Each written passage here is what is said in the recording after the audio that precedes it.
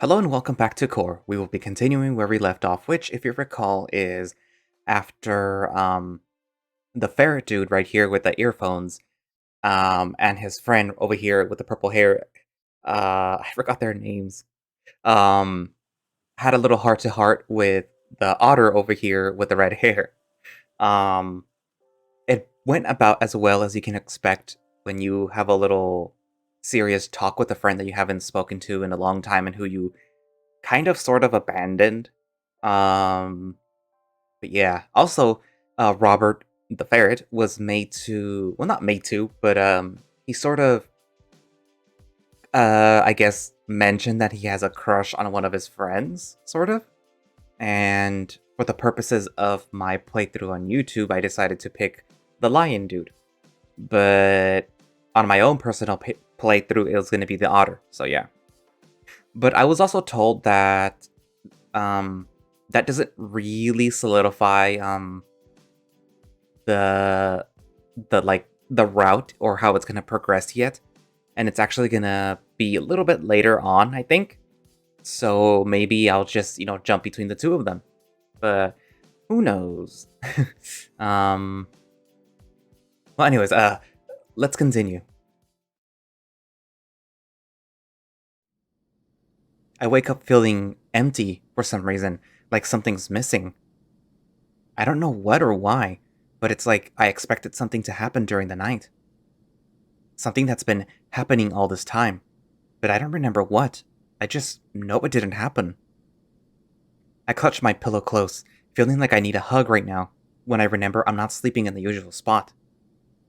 My eyes open, but I don't see any of my friends around the living room. I guess I'm the one waking up the latest again. Wait, late? What time is it? I sit up in a panic, looking around for a clock. I mean, it's absurd to think that they just left me behind or something, but that idea is strong in my mind right now. I can't find a clock, but I hear voices coming from the kitchen, so I instantly relax, sighing. Of course they haven't left without you, Robert. What the fuck? I readjust my underwear a bit before I enter the kitchen, still feeling a bit groggy from sleeping, but the sight of Gus and Ed chatting snaps me back to reality. Either that or the smell of coffee coming from Ed and Gus's cup. Hey, you two. It's still soon, right? Good morning. Yeah, we still have an hour before we go meet the others at the bus station. Alternately, it's afternoon already and we just decided to let go and spend the rest of the day here. Like you'd let that happen, of all people. How'd you sleep? I think about telling them about how I felt when I woke up, but I decide against it. I don't want to ruin the mood over something I'm not sure about myself. Not too bad, I guess. I would have gotten you a coffee, but Ed told me you don't like that much. It's hard for me to stay in here with the smell of that already. Come on, it's not that bad. I'm sure you feel more awake from just smelling it. I'll have to give you that one. Ed looks around, probably searching for something for me to eat, but he sees me shaking my head, so he sighs and gives up. I'm just not that hungry in the morning, man. So, what's the plan for today? Well, if you hadn't woken up, we would have done so in 30 minutes. Ed messaged them already. We'll meet him up at the bus stop. You remember that they're not from here, right? Yes, but Gus gave them directions on how to get there from the beach house, and I trust Hector and his ability to read instructions. You made sure that we can catch the next bus, right, Gus? Haha, I have, but I trust our sheep friend. Anyways, if you're not gonna have some breakfast, you should take a shower first.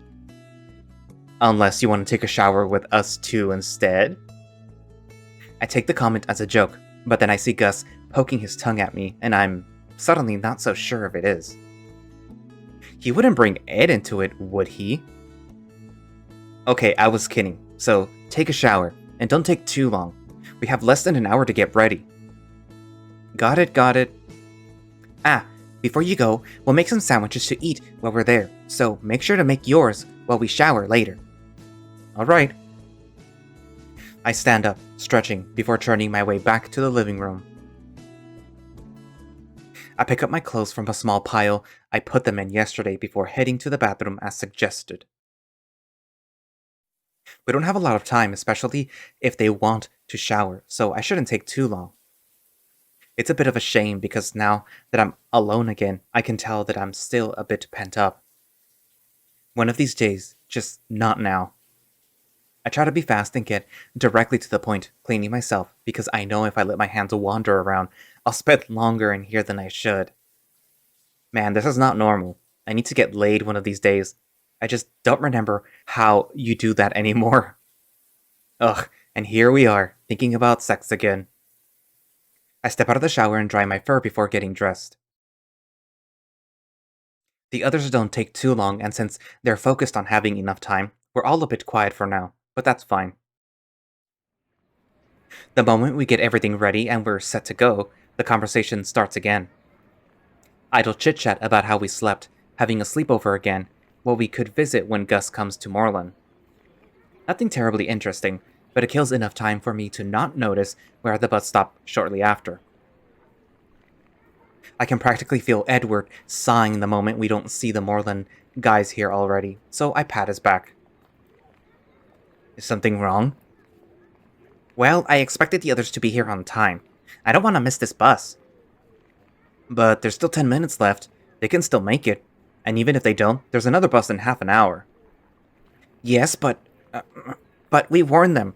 I'm sure they're being goofs, and that's why they're late. I never noticed how strict you are with plans before, gotta say. What's that supposed to mean? Nothing bad. I'm just surprised to see you like to keep that much control over plans. Something to keep in mind to not bother you in the future and stuff, that's all. I guess I appreciate that, thanks.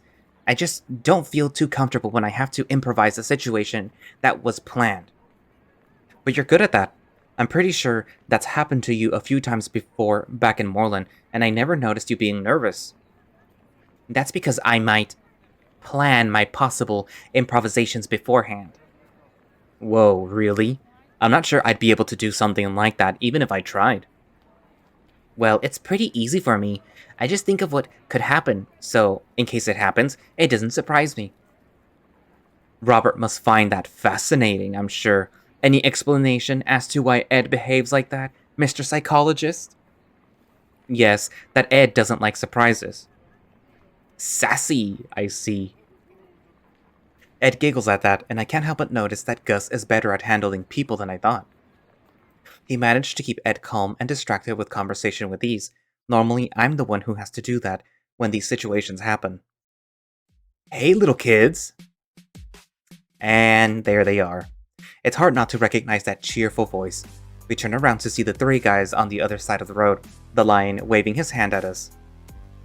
Mike is about to cross without looking, but Faust stops him, even though there's no car coming now. But it's better to be safe. Where were you? You almost didn't make it in time. Mike. Shut up! I told you I wanted to exercise before leaving. Yes, and you came back 20 minutes ago. We definitely didn't have to sprint for a while to get here in time. But we're here, aren't we? I could shoot you right now. Anyway, at least we're here in time. The bus shouldn't take too long now. I don't have a chance to explain to you guys, but since Ed knows already, I'll tell you. We're going to visit the Miracle Cave outside of Core. Guessing you know what that is? Ah, I was hoping that we could visit it at least once, but I wasn't sure since it's not exactly in Core. I'm not good with places. What is this Miracle Cave? You never heard about them? Didn't they teach you about it at school? I know I heard about them first there. Do you really expect me to pay attention to everything they teach us at school? I just remember the stuff that's important to me. That's a very Hector-like response, as expected. Several years ago, for no reason, a bunch of caves showed up around different parts of the world, with no explanation, and always in remote places. Apparently, they have the same configuration, a cave in the middle of a mountain that opens up to the outside with some kind of small lake inside. They call them Miracle Caves because, well, no one knows how they, appeared.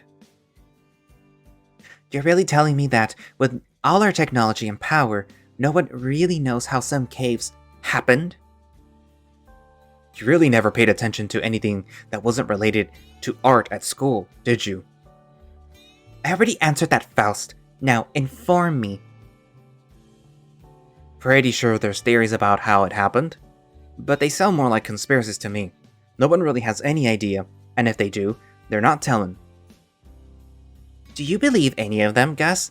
You live closer to one. Maybe you heard something juicy? I heard many things, but none made sense to me. I just know that they're there, and that's all that matters.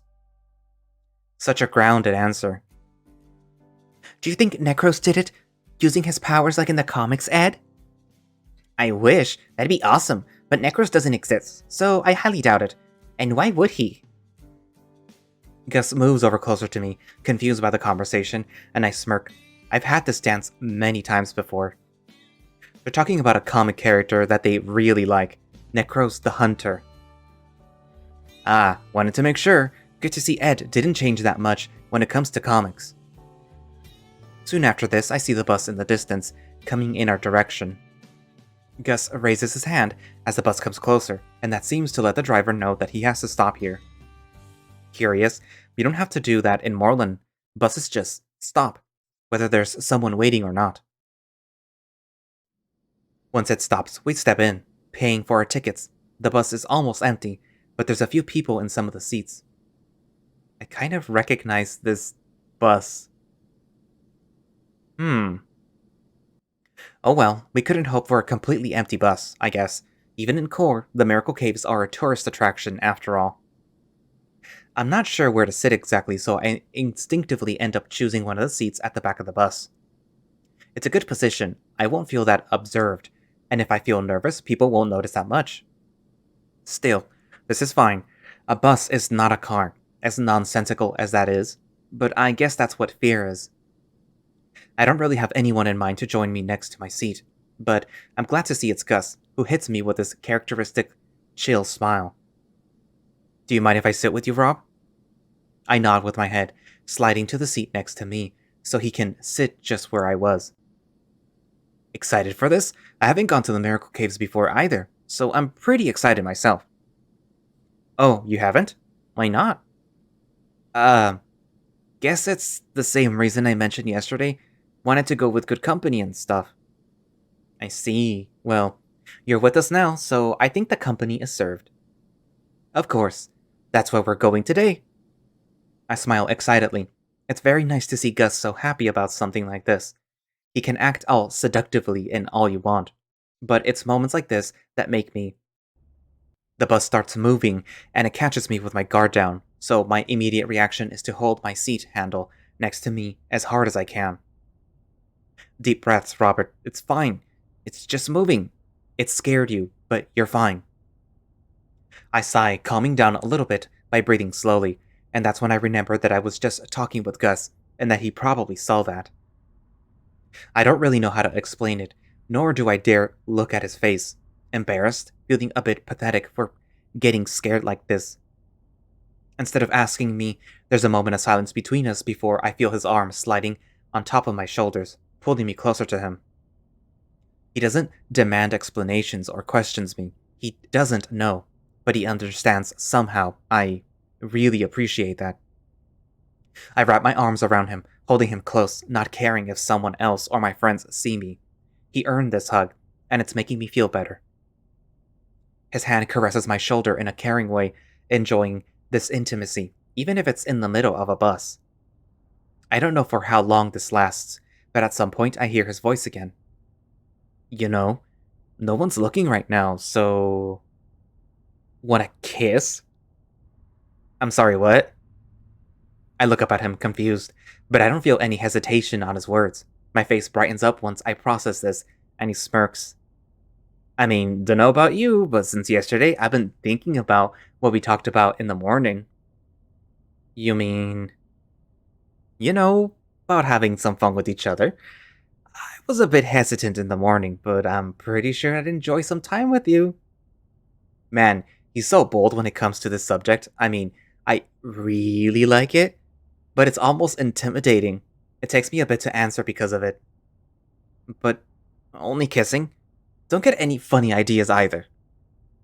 He smirks and shrugs, so I guess he accepts. Well, this is out of nowhere, but it sure is distracting me. He leans closer, and I instinctively do the same, letting our lips meet. It's a weird sensation, knowing they're Gus's, but I think I like it because of that. Shortly after that, I feel his tongue and I open my lips, letting it meet mine. We keep quiet as we make out, but I have to breathe a bit louder through my nose, holding his shirt with my hand. I actively have to hold back because I'm enjoying this a lot, but he sure doesn't stop. His hand rests on my chest and slightly pushes me back. It almost feels like at any moment he's going to stand up, just to sit on my legs, continuing the kiss in the process. Well, I guess that's my fantasy because he stops shortly after, leaving me out of breath for a moment. We should hold back for now. Don't want you thinking about this during a bus trip to a cave. Hey, I wasn't going to think of that this whole time. I try not to say that loudly, punching his arm, and he gestures a face of pain, rubbing where I hit him, before smiling. And you're the one who offered, so you can't tell me shit. Hey, just saying let's leave the rest for later, that's all. But this is a nice preview. It sure is. I mean, I don't know when he's talking about when he says later, but my whole body is asking me to go to his place right after this. You're still thinking about fucking, aren't you? Shut it! I'm trying not to. Want to talk about our parents? That usually helps me a lot. He catches me by surprise, trying to hold back laughter out of nowhere, but it'll help for sure. So, just as planned, we start to talk about our parents, how they're doing, what they do. Obvious filler to stop me from thinking of lewd things right now, and I appreciate it. Still, I'm surprised with how Gus and I are evolving, I guess. This wasn't even an option in my head when I came here. It reminds me of when I started to date Jacob back in the day, hiding in places and making out here and there. I mean, it wasn't a thing he used to do a lot, but Gus has that daring side that is so familiar to me. I really like that. I just hope I'm not being too rushed right now. I think an hour and a bit more passes quickly, and before I realize it, we're at our bus stop. I stand up and stretch myself after the long ride before carefully stepping outside of the large vehicle. Alright, I know the bus couldn't actually get us to the cave, but I wasn't expecting such a place before that either. It's really pretty and green. There's only a couple of houses built with stone around that give me the impression of being small castles. Of course, I can read an inn sign in one of those, so they're probably places for people that came to see the cave to stay. But still, I kind of want to go in one just to see how it'd be on the inside. I wonder if we could have afforded a few rooms instead of the beach house. I'm happy with the beach house. It's at the beach. A spontaneous cave can't beat that. We're here. Well, not here. The cave's still a bit far away, but we have to go on foot. But this is the parking area right before the cave. Look at all of this. It's so pretty. I feel like I'm inside of one of my medieval comics. You can say that again. It's a good thing I remembered to bring that camera with me too. It feels like the older part of Core, but even older. But this wasn't here before, was it? Nah, they built this when the cave appeared. But they did a good job, don't you think? That's for sure. I don't know if I could feel impressed that they did this, or disappointed that it's not really that old. Who cares? It's super pretty, and that's the important thing. Anyway, what should we do right now, Gus? Well, make sure that you're all ready, because once you are, we can go on our way to the cave. It's a bit far away, so we'll have to walk for a bit more. If someone needs a bathroom break, now's the time. I might take it. Better be safe than sorry. I'll go too. Where's the closest bathroom? I have no idea, but I assume we can use a bathroom from the inn or something. We can ask together since I gotta go too. None of you came here ready for a trip, I see. Ed raises his hand next to me and I high-five him without thinking about it. It's just in case. Are you coming, Hector? Mike winks one of his eyes after saying that, and Hector makes a kind of an indescribable face as a response that makes me hold back a chuckle. I've had enough of you and bathrooms since the train here. Be gone now. We all laughed after that, except Gus, who obviously doesn't know about that. I guess those two will let him know, and Ed, who wasn't there to enjoy that moment. We explain the joke to Ed and then wait for the others to join us before we start to walk our way towards the famous cave. Hector is super done with the joke, but it really gets Gus, who, I guess, never saw someone doing that before, and even Hector smiles because of it. It doesn't take us too long to leave the ground path before we reach some wooden stairs to follow. And so our trip towards the cave started now. I'm pretty excited to see how it looks. I mean, a magical cave that showed up out of nowhere, not only here but in different parts of the world at the same time. You build expectations whether you want to or not. So, I have more questions about this place. Well, shoot, I'll answer what I can. Is there a reason why they call them miracle caves? I mean, I get that they, spontaneously appeared, but it's a very specific word. Quite frankly, it's a bit of a superstition, but it is said that some people have gotten extremely lucky after visiting the cave. Like winning the lottery lucky or getting promoted at their jobs. I'd say one sounds way luckier than the other. I've heard that some people have been able to recover from incurable sickness after visiting it too, but there's nothing official anywhere, so... So it's kind of a legend then? Of course! Do you imagine how famous the place would be if it actually healed sickness or helped you win the lottery? If I believed in that, I would have visited this place several years ago. This place is weird. I'm not sure if I should expect to see something extraordinary or just something normal that happened under weird circumstances. Whatever the case, it'll be worth it. I'm sure of it. It's still gotta be beautiful to see. I'm guessing there's no way to get to the lake, right? As in, actually take a dip? I don't think so. I'm pretty sure it's a protected place. It is. Imagine if everyone that came here could just swim or throw their trash at the lake. It'd be a mess by now. I read the place is under constant vigilance, so people won't get in the lake. Ugh, but I want to swim. Why do we keep going to places with water that we can't enjoy? Well, you can touch it with your hand, but I think that's it. And you can't bring a swimsuit anyway. Rob? Come on, it's almost like you don't know him. Yes, alright, sorry. No, you can't swim naked. It's something I wouldn't mind doing at some point. Swimming without swim trunks is really comfortable. Nothing slows you down. Of course you'd be the one knowing about that. Alright, Gus, you and I have to do some skinny dipping together at some point. Man, you have like a genetic necessity to show everyone your dick or something, and that's coming from me. It's not about that. Ugh, not everything about nudity is about sex. I'm sure Gus gets it. I mean, I might not mind the view either. Well, there goes my pitch to not look like a pervert again. I guess that would depend on who the view is. I know I wouldn't want to see an 80-year-old naked lady. Does this mean you're enjoying our plan, Rob? No, I'm just speaking my mind. I mean, I definitely could. But I don't really see a reason other than no balls. It could be fun. Nudity doesn't have to hurt anyone.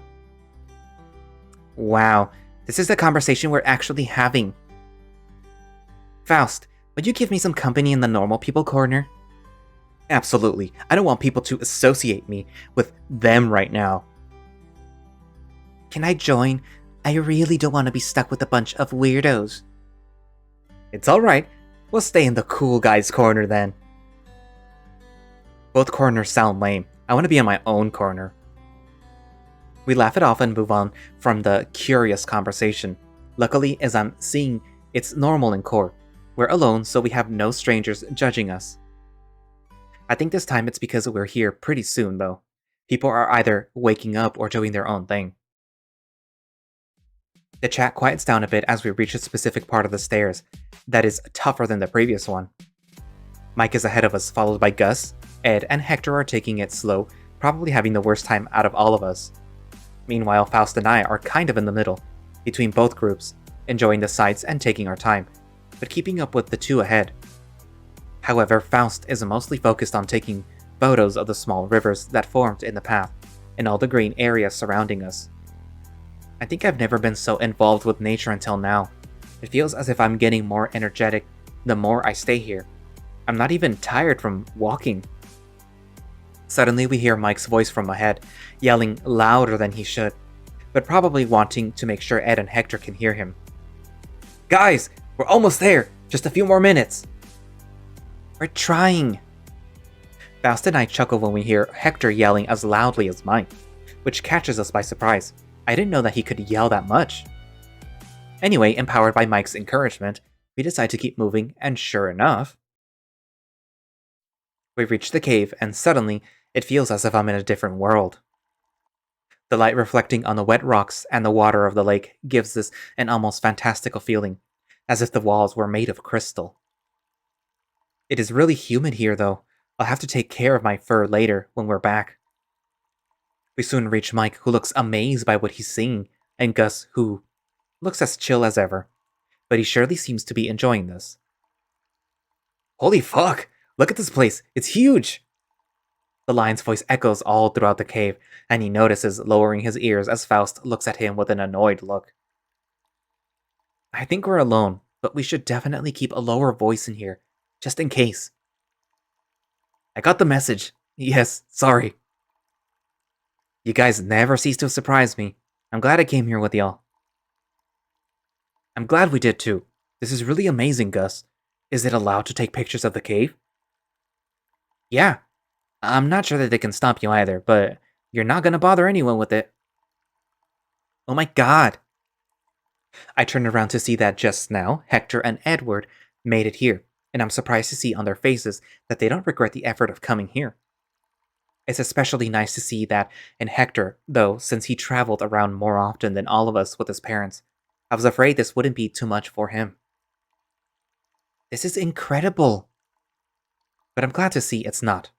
I was kind of expecting him to make a video game reference there for some reason, though. Guessing this was a good choice, huh? Absolutely! I would have loved it more if I wasn't wondering where we were going the past days, but... Ed, stop. He's already dead. I won't try to surprise you again, I promise. Good. We can all be friends now. The path continues further down. Can we keep going? No, I've seen enough. Let's head back. What? But we just got here! He's joking, Mike. You trained him to be sassy, but I think he's beaten you. You two need to stop spending time together. You're blurring into the same person. Never. Alright, you're starting to scare me now. Let's go. The path keeps going for a little bit longer until it turns to the right, where the stairs take us to the lower part of the cave. And it's there that we finally see the lake that Gus was talking about. Well, I'm not sure I'd call it a lake, but it's huge nonetheless. The natural light coming from a huge open hole in the wall of the mountain reflects on the water, giving it an almost unnatural yet beautiful effect. It's also really interesting to see trees and vegetation inside the cave, even if the ceiling is covered by the mountains. But I guess plants get enough water and light coming from that hole that leads outside, with a view of more distant mountains. I never thought I'd see something like this in person. I just wish that he could have seen this too. None of us is saying anything, we're just taking it in, enjoying the experience. Only the sound of Faust taking pictures can be heard. I noticed that we're not exactly alone, but only by a couple of people and... I think a guard in the distance? Faust was right, huh? I don't know what to say. You don't really have to say anything. This is really beautiful.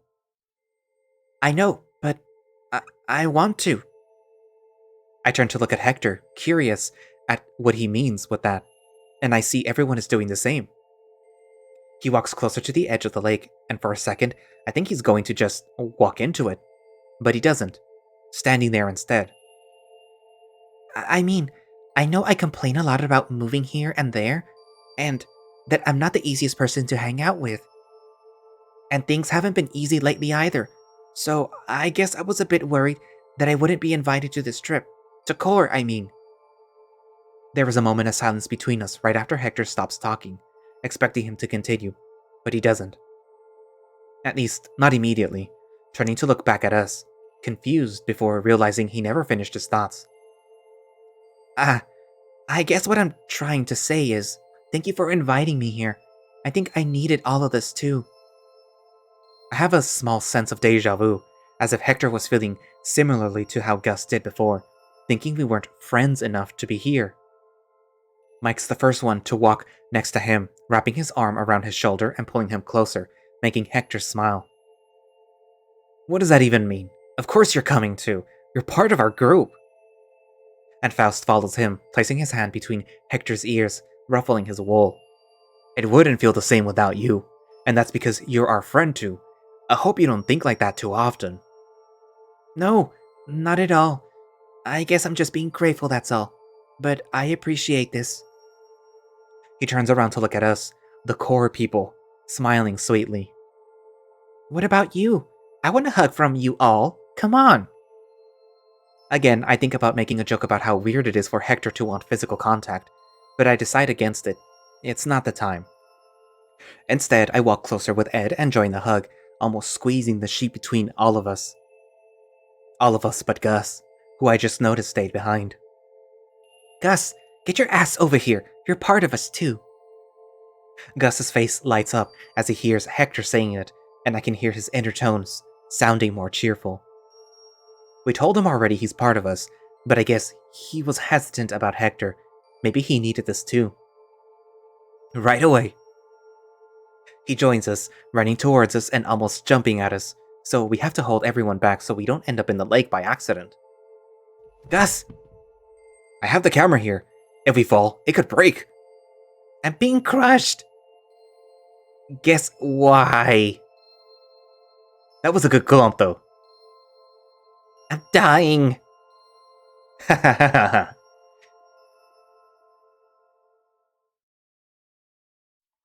size of the cave is bigger than we thought initially, so we decide to split up and wander around on our own for a bit. I'm okay with that since we can still see each other, even if it's from afar, and because I think we all want to take in the tranquility of this place on our own. At least, I'm glad I'm having some time for myself. I know I've been insistent with having to spend time together.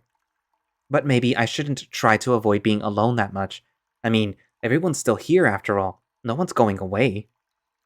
I decide to stay near the lake shore, watching the water calmly rest, unlike the sea I'm so used to seeing now. There's a very light, calming sound coming from the water, and I can't help but feel at peace.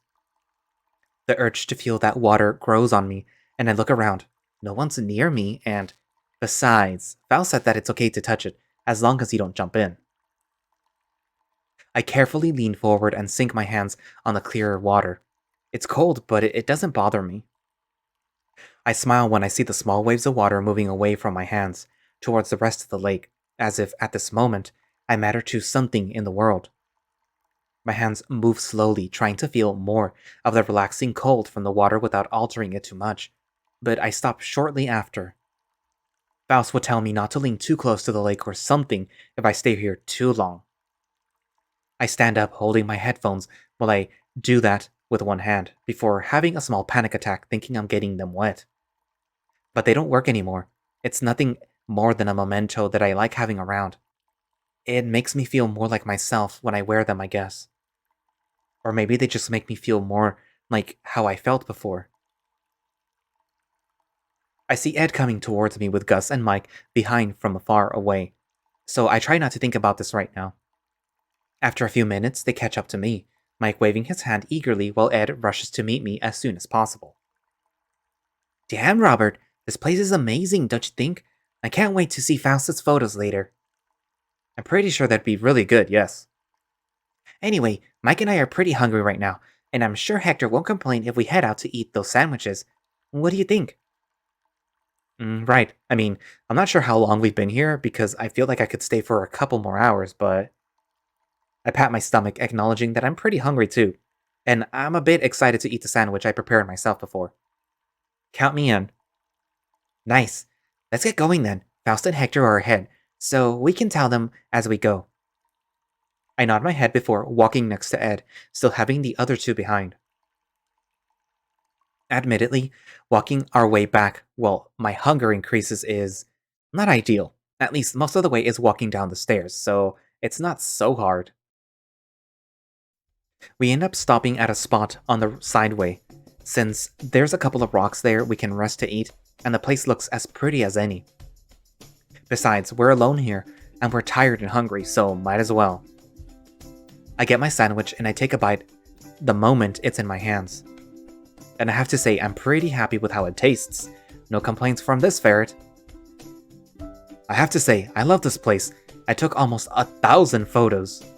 But it's a bit sad to see almost no people around. Is this normal? First of all, I'm not sure. This is my first time here too. Guess that kind of answers the question? I always wanted to come with other people, but I also thought that I'd have all the time in the world to come whenever, right? I guess everyone else thinks the same way. Maybe it's a good thing that this cave didn't show up until we were in Moreland.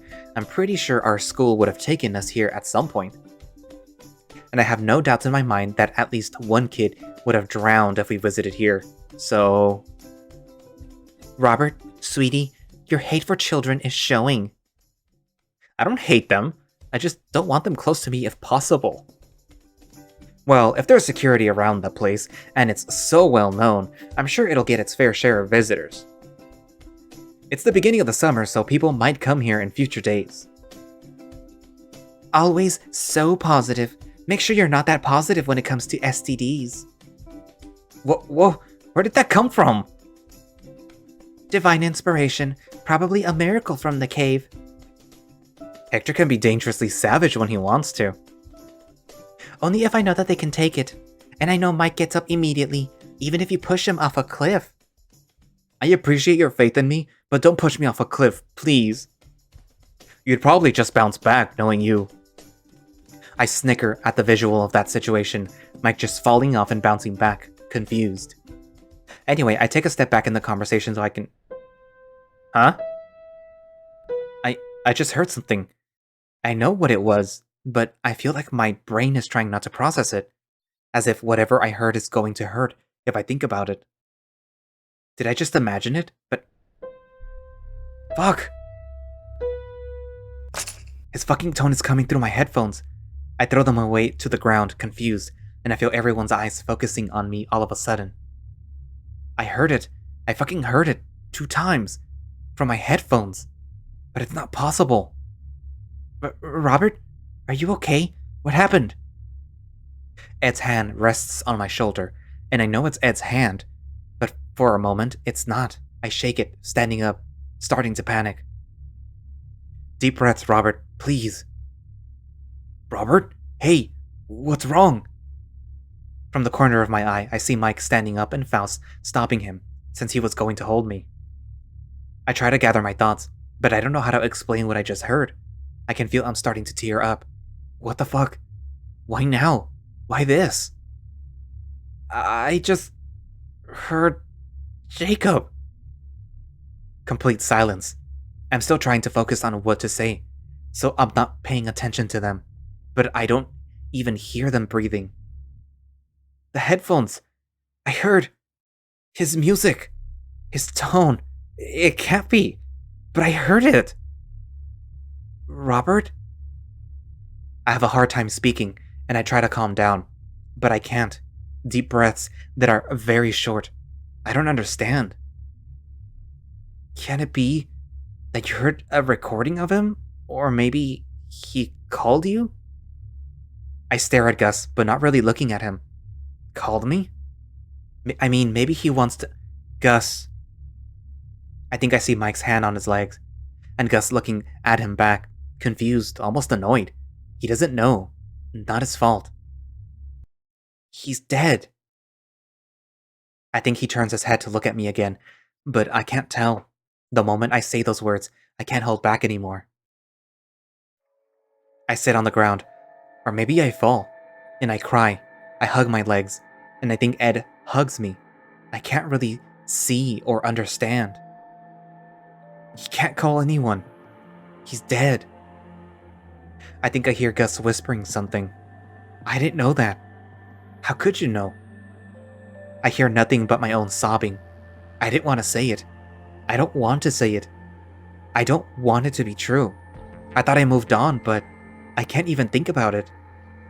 Then some footsteps getting closer to me, and then someone kneeling down in front of me. What do you mean?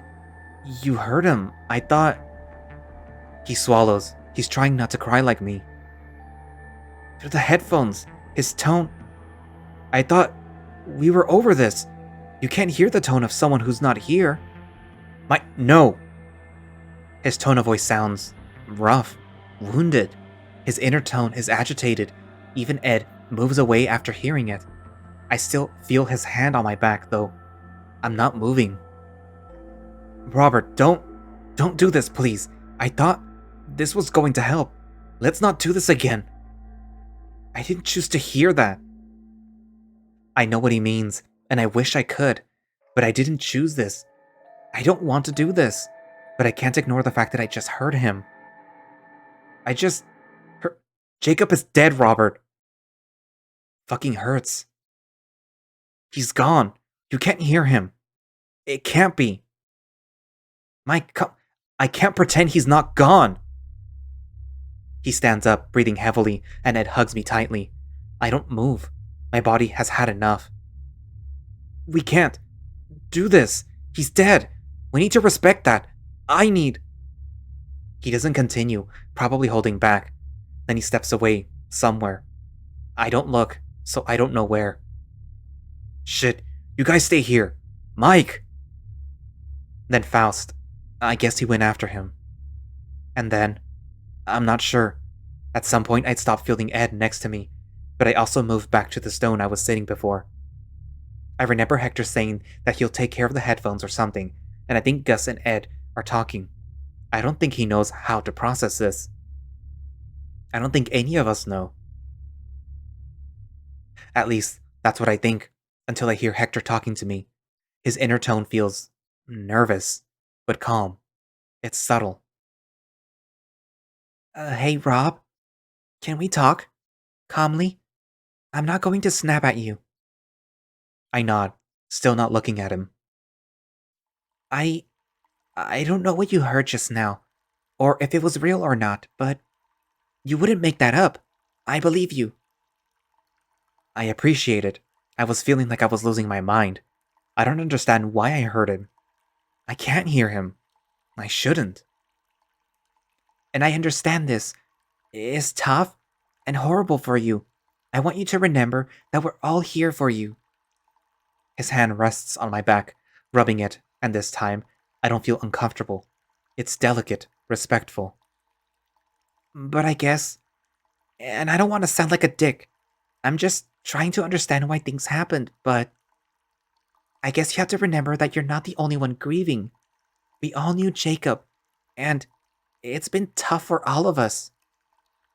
I can't pretend to understand how you or Mike are feeling, but I know that you two are feeling really intense things, and... He sighs and stops, probably thinking how to phrase something. I guess it's really easy to hurt someone by accident when you're only thinking of yourself. I'm not blaming you, though. I'm just trying to be objective. Let's talk with Mike, too. I'm sure he didn't mean to snap at you. I lean towards Hector, and he seems surprised. But he lets me. I'm not crying anymore, just processing. He's right, though. I can't be selfish. I'm not the only one hurting. But we were living together. We had plans together. We had a future together. I can't just not be angry or sad about it. Part of me wants to be angry. He was a good friend, but he was so much to me. I'm sorry. I just can't even think of him. I've been avoiding thinking about him or his name this whole trip, even before that. I just don't want to feel that empty again. So alone, like nothing mattered anymore. Like I lost. Like I lost him. My arms wrap around him and hold Hector tightly, and he doesn't find it. He keeps holding me delicately. I'm so sorry, Robert, but your life is not over. You remember that, right? I nod painfully. Sometimes it doesn't feel like it, though. You're here right now, and you made a choice. You chose to fight to live. Being here is proof of that. Again, I nod, tearing up again. It's so hard, though. I just want to scream, but I hold back. It's natural to hurt. It sucks, but it means you're here, and I'm really proud of you for that. He moves his hands carefully, trying not to startle me. I feel them on my face, slowly making me look at him. It's embarrassing because I can't hold back my tears or how much this hurts. But he smiles. The day you woke up on the hospital bed after a week was one of the most relieving days I've experienced. It made me feel hope again. You gave me the strength to be who I am today, Robert. So, I know it's hard, but. His voice cracks as he's about to keep talking. Keep living, even if it hurts. We love you, and we need you here. I'm feeling overwhelmed with how direct Hector is being. But fuck if I needed that. I hug him tightly, and he stops being delicate, pressing me hard against him. I think I hear him crying, but it's fine. We're allowed to cry. I will. I will never stop, I promise. I'm sorry if I scared you. I don't care. It's fine. You're here. And that's where I'm going to leave it for today. Yes, I know there's a lot of stuff that's, needs to be addressed right now. The fact that Mike blew up in front of Robert's face about the whole Jacob situation, but I'm pretty sure that has to do with the fact that I think Jacob was Mike's friend first, if I'm remembering correctly. So yeah. Um it's nice to see that Hector sort of like was comforting Robert because he's very like, ooh, I don't want to touch you or do anything, pet pet pet pet. um but yeah, it is strange though that Robert did hear Jacob's tone, I guess you could call it, or I guess that's what it is. Perhaps the miracle cave does have something to do with, that stuff, He did touch the water, then he ended up touching his headphones. So maybe it caused that? You never know. Or perhaps there might be something else going on with the tone, but for now, I guess we're gonna have to wait until the next episode, which will be coming up Wednesday. And I guess that's it for now. And thank you all for watching slash listening. If you would like to play core yourself and see the next part, you can find it over on Itch. And I will obviously be posting a link for the core official Twitter and the creator's Twitter, which I believe they both have links to core on Itch, so you can get it through there. And if I'm recalling correctly, they have a Patreon. I'm not sure if I remember correctly, and if there is one, then I will obviously link to that. So yeah, I guess that's it for now, and I will see you guys in the next episode. Bye bye.